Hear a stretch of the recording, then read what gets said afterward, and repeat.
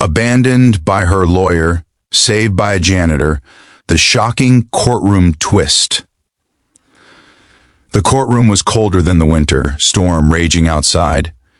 But nothing chilled Aisha more than the moment her lawyer quietly packed his files, whispered, "I'm sorry," and walked out, leaving her alone at the defense table with her entire future collapsing like wet paper. Cameras clicked from the gallery, reporters leaned forward, and the judge's gavel echoed like a countdown to doom. Aisha's hands trembled, her breath shallow, her world shrinking into a single agonizing truth. She had been abandoned at the very moment she needed help the most. It felt like betrayal and destiny crashing into each other, and she could already see the headlines painting her guilty before she even had the chance to speak. If you believe in kindness, second chances, and the power of unexpected heroes, please remember to like, comment, share, and subscribe. Your support means everything. Aisha had never felt so small. For months, she had been fighting a case she never imagined she would be part of, accused of negligence in the collapse of the old community shelter where she volunteered. She found herself standing against powerful people who wanted someone, anyone, to blame. Her lawyer, once confident and reassuring, began avoiding her calls as pressure mounted. When he finally walked away on the day of the hearing, the betrayal cut deeper than the accusation itself.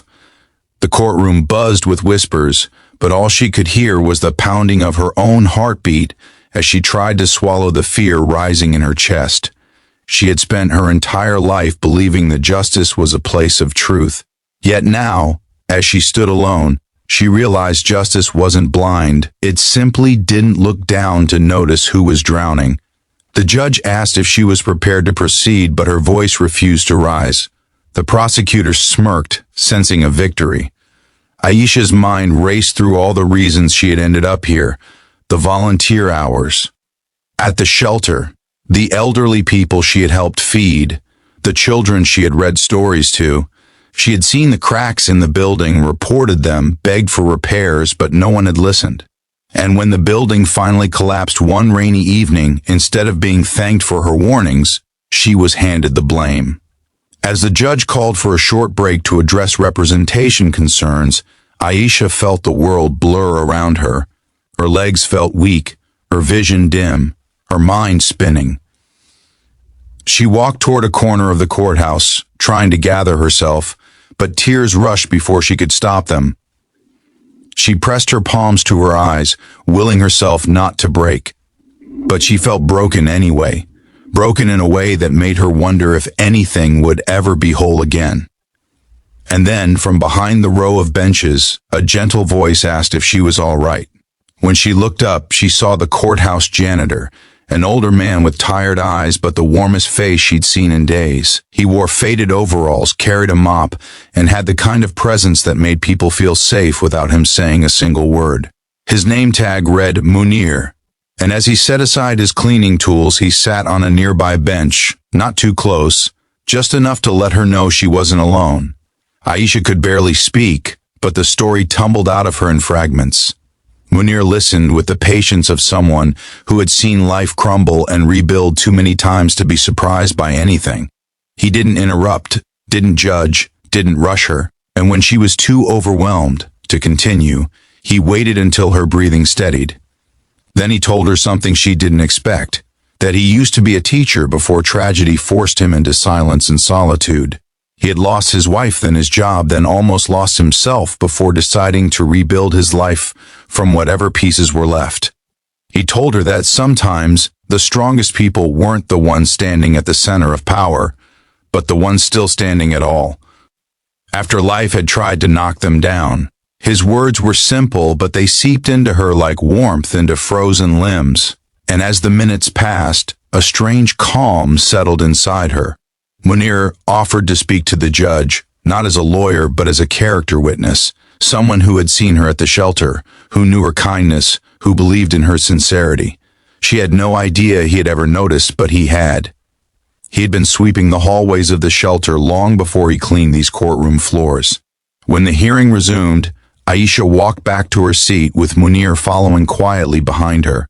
The courtroom seemed startled when the janitor stepped forward to request permission to speak. The judge raised an eyebrow, but something about Munir's posture, humble but firm, made him pause. Permission was granted. Munir spoke with the quiet force of truth. He described Aisha's dedication, her warnings about the building, the way she spent hours caring for people no one else cared about. He spoke not as a polished professional, but as a man who had witnessed real character without expecting recognition. His words silenced the room. Even the prosecutor shifted uncomfortably, because sincerity, real, unfiltered sincerity, cannot be argued against. With Munir's testimony, the judge ordered an immediate investigation into the reports Aisha had filed. The truth emerged quickly. Officials had ignored her reports to avoid costly repairs, choosing negligence over responsibility. Aisha's name was cleared. The real culprits were exposed. The courtroom atmosphere shifted from condemnation to remorse, and Aisha, who had walked in defeated, walked out free. But what she felt most deeply wasn't triumph, it was gratitude.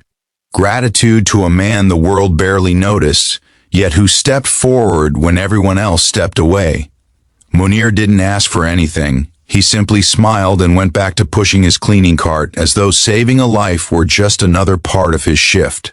As Aisha stepped outside, she realized that heroes don't always wear robes, suits, or badges.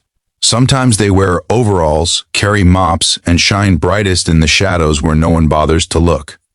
She felt changed, more hopeful, more aware, more determined to never judge anyone by their title or their silence. If this story touched your heart even a little, please don't forget to like, share, and subscribe. Your support truly helps keep stories like this alive. Before you go, comment below, kindness still matters.